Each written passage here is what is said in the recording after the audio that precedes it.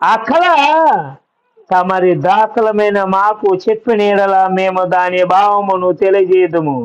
మరలా ప్రత్యుత్తరం ఇచ్చింది. మళ్ళీ అడుగుతున్నారు, జ్ఞాపకం చేసుకోండి అయ్యా, మీరేం కళ అన్నారు, మర్చిపోయారు, మమ్మల్ని నమ్ముతామంటే మేమేం చేస్తాం చెప్పండి, మీరు కళ చెప్పండి, మేము భావం చెప్తాం. ఆ మాటకు మళ్ళీ ఏమంటున్నారు చూడండి కింద. तेव्हा राजाने म्हटले, मला खात्रीने वाटते की तुम्ही वेळ काढीत आहात, कारण तुम्हाला ठाऊक आहे की माझा ठराव होऊन चुकला आहे. ఏమంటాడు? అందుకు రాజు ఉత్తరమిచ్చి చెప్పినదేమనగా, నేను మరచి ఉంటదా మీరు చూసి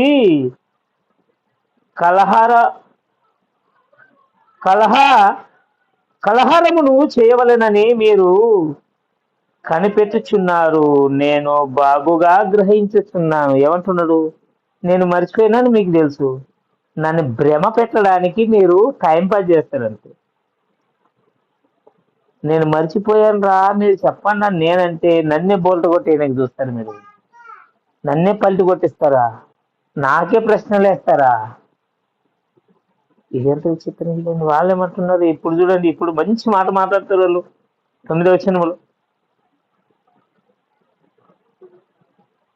तुम्ही मला स्वप्न सांगणार नाही तर तुमच्या संबंधाने एकच हुकूम देणार, हा प्रसंग टाळावा म्हणून तुम्ही खोट्या नाट्या गोष्टी सांगवायचा बेत केला आहे.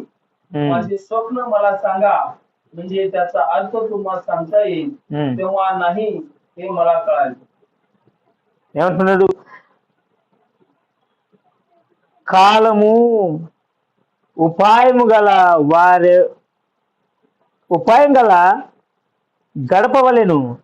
అబద్ధము మోసపు మాటలను నా యుద్ధ పలకక నుద్దేశించి ఉన్నారు. మీరు కళను చెప్పలేకపోయిన ఎడల నేను చెప్పిన మాట ఖచ్చితముగా గనక కళను దాని నాకు చెప్పుడి, అప్పుడు దాని భావమును తెలియజేయుటకు మీకు సమర్థత కలదని నేను తెలుసుకుంది. నేనంటున్నాడు ఏమంట, నేను కళ ఏం చూసినా అది చెప్పితే దాని భావం చెప్తారనుకుంటాను.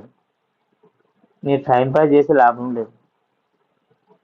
మీరు ఎంత టైంపాస్ చేసినా మీకే ముప్పు. ఎందుకు తెలుసా? ఆయన ఏమన్నాడు?